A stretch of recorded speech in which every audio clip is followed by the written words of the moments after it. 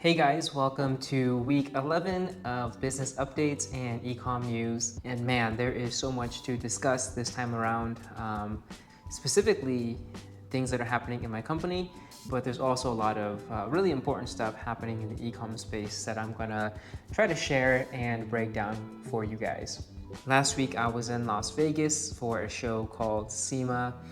I'm kind of burnt out from trade shows, having gone to so many this year, that I decided to just do a really quick turnaround flight, staying in Las Vegas for 2 nights and trying to accomplish as much as possible. This means I was in Vegas from Tuesday to Thursday, and I actually went from the airport on Tuesday directly to the show, checked in my baggage at the show so I could maximize and utilize my time the best during that limited amount of time that I had in Las Vegas. In preparation for the show, my VA and we went through the entire exhibitor list, marking down the ones with the highest potential for partnerships. And then we jotted down their booth number and then filtered the booth number from highest to lowest so that I could systematically go through the show to meet all of the brands that we thought had the most potential for partnerships. Now, there were actually two shows happening at the same time, both in the automotive industry. The first one was the one that I attended called SEMA, but there's also another one called AAPEX. I think it might be called Apex. And next year, I definitely want to spend an entire week in Las Vegas so I can hit up both sister shows at the same time. This year, just because of all the travels I've been doing and being burnt out from shows, I decided to take it a little bit easier and just go to one and only spend a few days at that one. When I showed up at SEMA, I was mind blown by how massive the show is.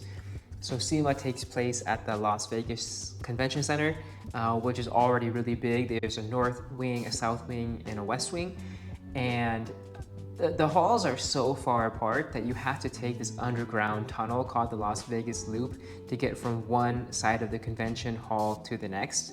And that was actually a pretty cool experience, getting to utilize this new underground tunnel that's managed by a bunch of Tesla vehicles.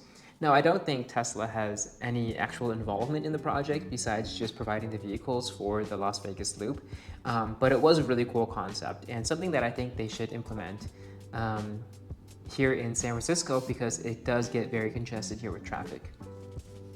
Now, the SEMA was really, really cool. I got to see so many cool car builds that were custom made by builders all across the United States and even around the world.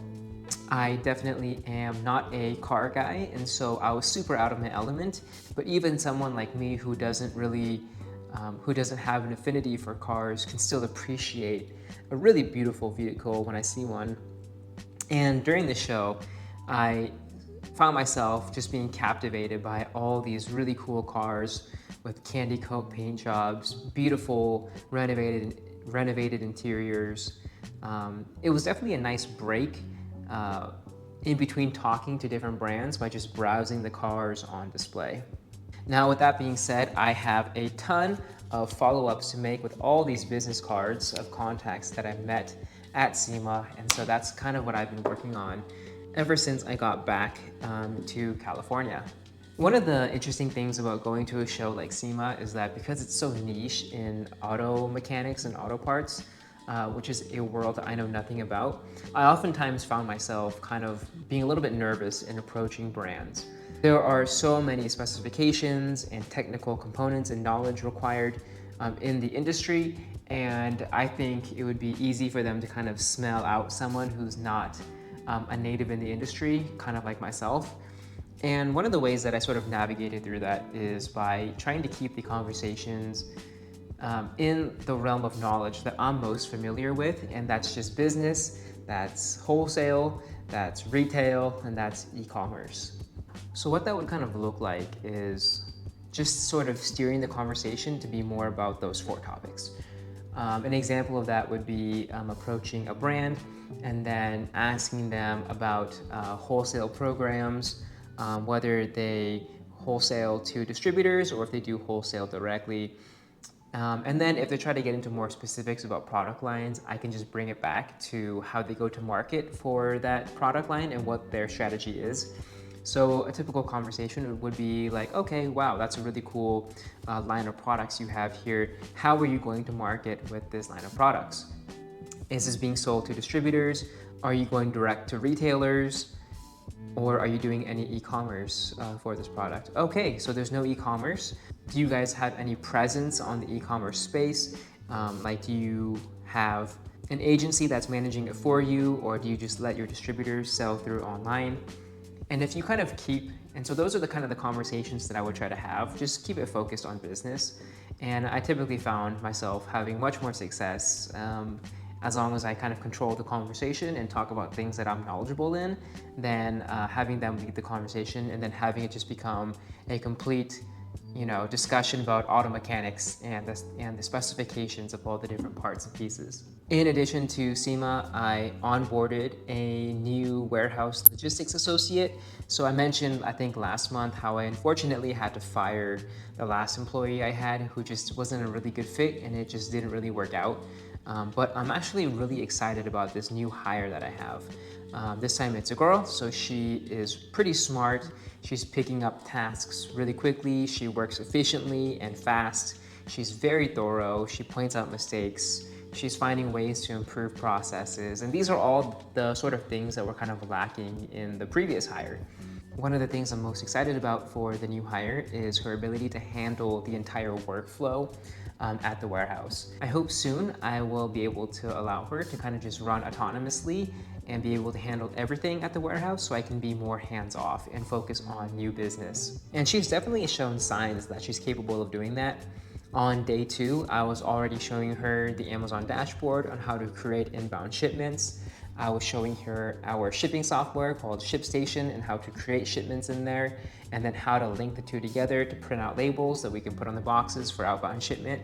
And she was picking it up so fast, which is a night and day difference from the previous employee, and I am very happy about that. So if everything goes well, knock on wood, I hope she will stick around with the company for a long time and continually take the burden off of the workload on me. Now today is November 13th, and we are now already about halfway through Q4, which is kind of crazy to think about. I hope all of your guys' sales are going really well and according to plan. In my company, October sales were actually down year on year compared to what we've done historically. So in October, total sales were $67,544. Altogether, that's a relatively solid month for us, just a little bit down year on year. And I'm wondering if that's related to maybe like macro trends in the economy, or if that's just unique to the catalog of SKUs and ASINs that we sell in our store. Now that we're almost halfway through November, I definitely have seen a huge uptick in sales already just in the first few weeks of November, and I hope that this trend kind of continues all the way through end of the year. And then the final update from me is wanted to share that I have a new increased role in the wholesale network, which is a network of wholesalers that I'm a part of. I'm now a coach. I shared in previous weeks that I was a coach in the wholesale network, but now I'm kind of taking on more responsibilities as a coach. And so what that would look like is leading coaching calls at least once per month, where I'd be teaching students and members of the wholesale network my processes, how to find and discover new brands, the best way of doing brand outreach, doing all sorts of listing optimizations, running PPC, etc., etc. And then just overall, just business tactics and things that I found success with through my time doing e-commerce. And the last piece of news I have for you today is massive.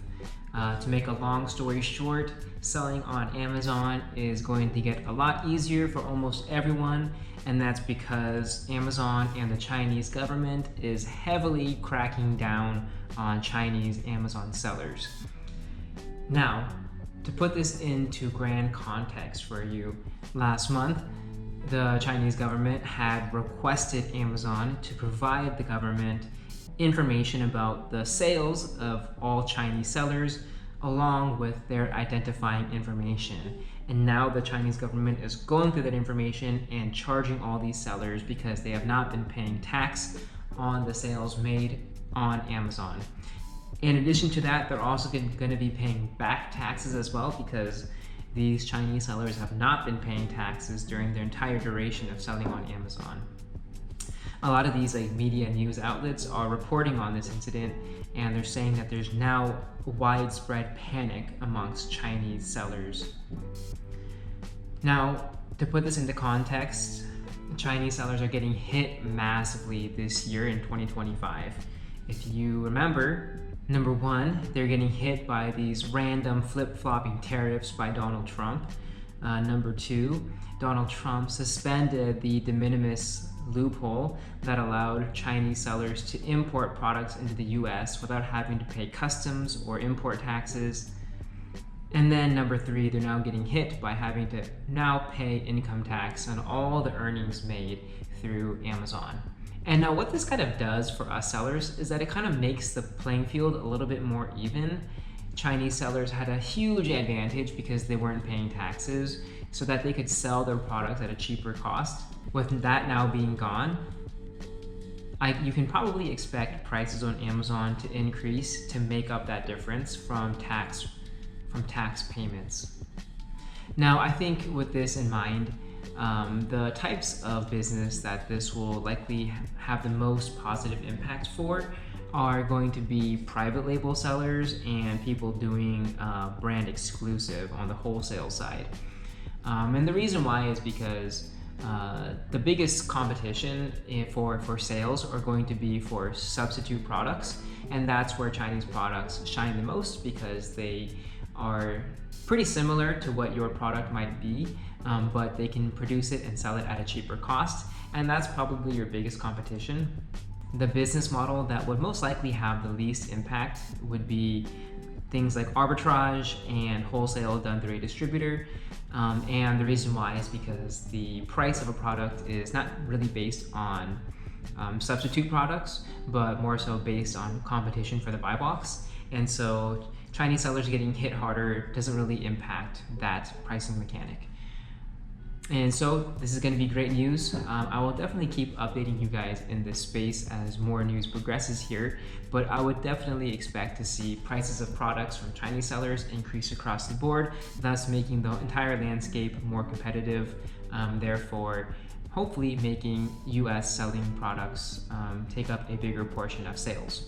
I was looking at a chart from Smart Scout and I was shocked by how many Chinese sellers there are on Amazon US. Out of the top 20 cities selling on Amazon US, 14 of them are in China, the biggest one being Shenzhen, that has 102,588 Amazon US sellers.